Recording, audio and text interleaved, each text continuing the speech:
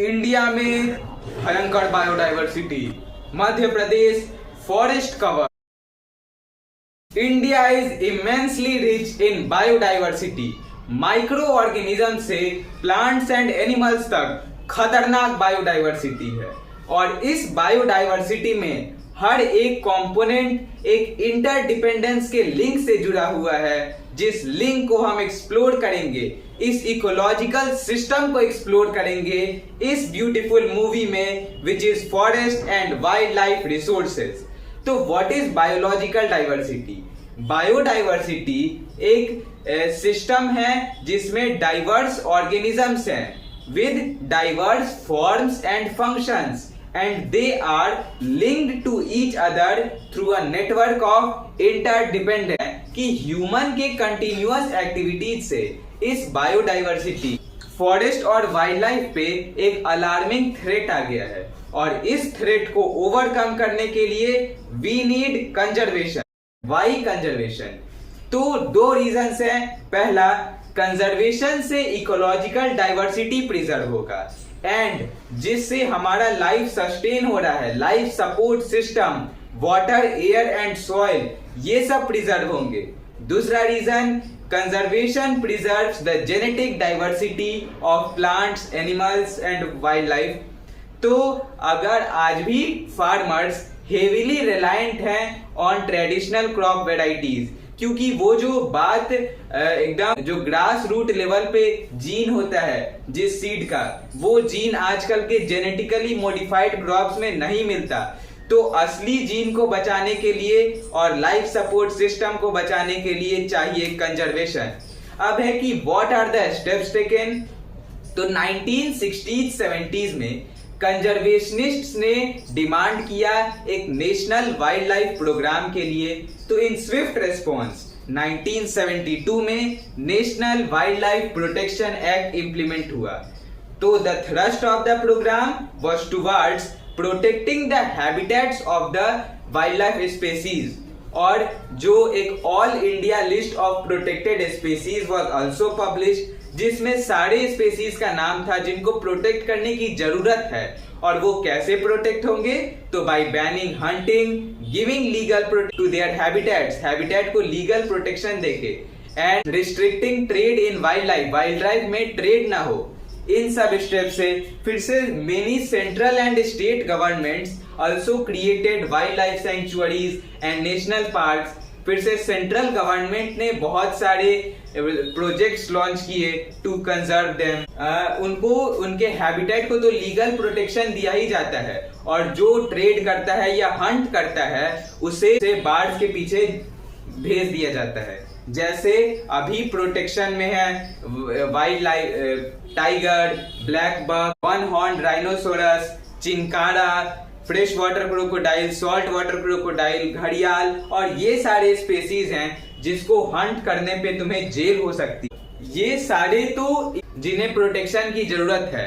अब plants, animals और butterflies, इन सबको भी इंक्लूड किया जाता है। जैसे 1991 में फर्स्ट टाइम 6 स्पीसीज प्लांट के को कंजर्व करने के लिए स्टेप। अब बाकी पॉलिसी मेकर्स ने ये भी देखा कि टाइगर जो कि नेशनल एनिमल है, उसका पॉपुलेशन 55,000 से 1827 पे आ गया, अलार्मिंग स्टेट था, और इसीलिए 1973 में प्रोजेक्ट टाइगर लॉन्च हुआ। तो व्हाट वर द रीजंस कि टाइगर एक्सटिंक्ट होते चले गए? तो पहला रीजन है poaching for trade, growth of human population, shrinking of habitats. फिर से जो प्रे बेस स्पीसीज है जिनको खा के टाइगर जिंदा रहते हैं वो भी नहीं बचे, और टाइगर का जो स्किन और बोन होता है it is used in traditional medicines, तो उसके लिए भी उनको ट्रेडिंग में यूज किया जाता है। ये it was majorly seen in Asia. India और Nepal 2/3 of the tiger population को रखते हैं, और they so India and Nepal became the prime targets for tiger poaching and hunting. तो इसके लिए बहुत सारे स्टेप्स उठाए गए, जैसे हम हैबिटेट को प्रिजर्व करेंगे, उसके प्रे बेस्ड स्पीसीज को प्रोटेक्ट करेंगे, और बहुत सारे नेशनल पार्क्स बनाए गए जैसे Jim Corbett national park, Sariska tiger reserve, Manas. अब है कि हमने कंजर्वेशन कर लिया, पर जिन चीजों को कंजर्व किया है वो आगे भी कंजर्व रहें, तो उसके लिए मैनेजमेंट जरूरी है। और मैनेजमेंट के लिए हम फॉरेस्ट को, मतलब गवर्नमेंट जो कि सारे फॉरेस्ट लैंड को ओन करती है, सारे फॉरेस्ट लैंड को 3 कैटेगरीज में डिवाइड कर दिया है: reserve forest, protected forest and unclassed forest. तो रिजर्व फॉरेस्ट पहला कैटेगरी, जो कि about 50% of the total forest cover है इंडिया का।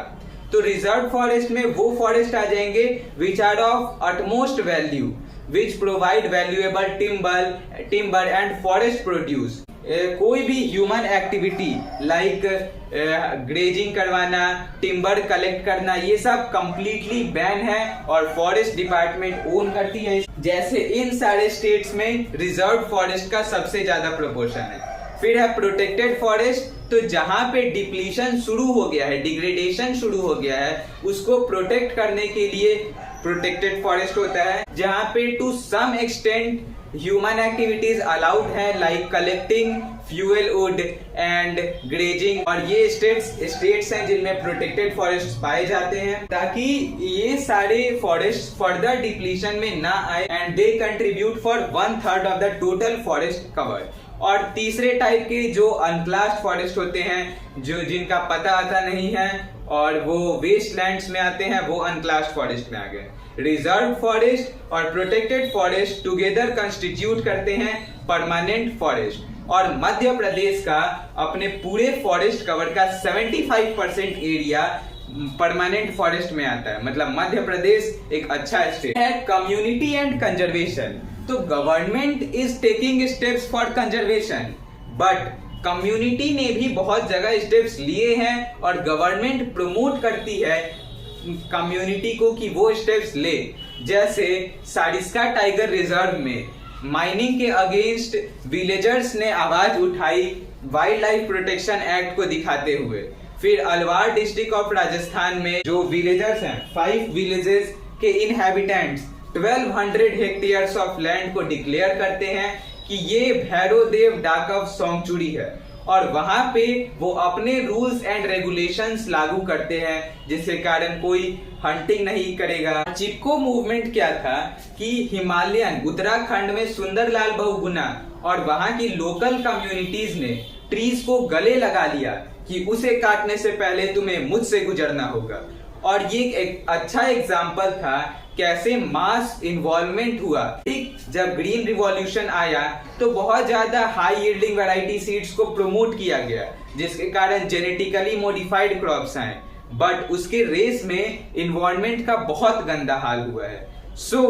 जो ऑर्गेनाइजेशन से जैसे बीज बचाओ आंदोलन जो आंदोलन हुआ, फिर से एनजीओ है नवधान्य, इन सब ने बताया कि अगर हम ट्रेडिशनल क्रॉप वैरायटीज और इन्वायरमेंटल फ्रेंडली प्रैक्टिसेस से कल्टीवेशन करें तो उससे भी वो इकोनॉमिकली वायबल भी होगा और डाइवर्स प्रोडक्शन भी देगा, तो that will be good.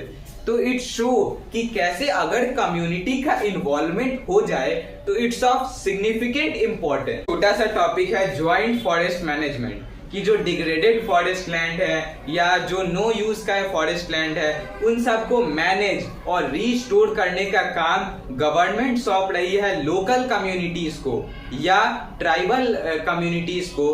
That's called joint forest management. इसमें क्या है, फर्स्ट रिजोल्यूशन जो पास हुआ था 1988 में ओडिशा के द्वारा ज्वाइंट फॉरेस्ट मैनेजमेंट के लिए, और मतलब कम्युनिटीज वहां के फॉरेस्ट का देखभाल करेंगी, उनको कंटिन्यूअसली ग्रो करने में हेल्प करेगी, और इन रिटर्न वहां की कम्युनिटीज नॉन टिम्बर प्रोड्यूस, लकड़ी को छोड़ के जैसे फल मूल ये सब ले जा सकते हैं, और जब टिम्बर हार्वेस्ट होगा तो उसमें से भी कुछ शेयर उनका हो जाएगा। फिर है सेक्रेड ग्रुप्स का कंसेप्ट। सेक्रेड मीन्स गॉड और ग्रुप्स मीन्स फॉरेस्ट। मीन्स बहुत सारी कम्युनिटीज क्या हम सब मानते हैं कि जो नेचर है वो भगवान का बनाया हुआ है, और ऐसा बहुत सारी कम्युनिटीज मानती हैं कि नेचर को हार्म पहुंचाना गॉड को हार्म पहुंचाना है, and God is the greatest fear, you know. तो इसीलिए बहुत सारी वर्गन फॉरेस्ट प्रिजर्व हो गई और उन्हीं वर्गन फॉरेस्ट्स को हम नाम देते हैं सेक्रेड ग्रुव्स, ताकि ये भाई बहुत अच्छा कल्चर है। इंडियन कल्चर का ये बेस्ट एस्पेक्ट है कि गॉड से हम जब रिलेट करते हैं तो बहुत लोग तो डर के कारण या आस्था के कारण कंजर्वेशन में एक मेजर स्टेप लेते हैं। जैसे सांथाल और मुंडा ट्राइब प्रिजर्व करते हैं महुआ और कदम ट्री को। फिर से हिंदू कल्चर में भी मैंगो और टैमारिंड को इम्पोर्टेंस दिया जाता है at the time of wedding. फिर से पीपल और बनियान ट्री को भी इम्पोर्टेंस दिया जाता है। इस तरह से अलग अलग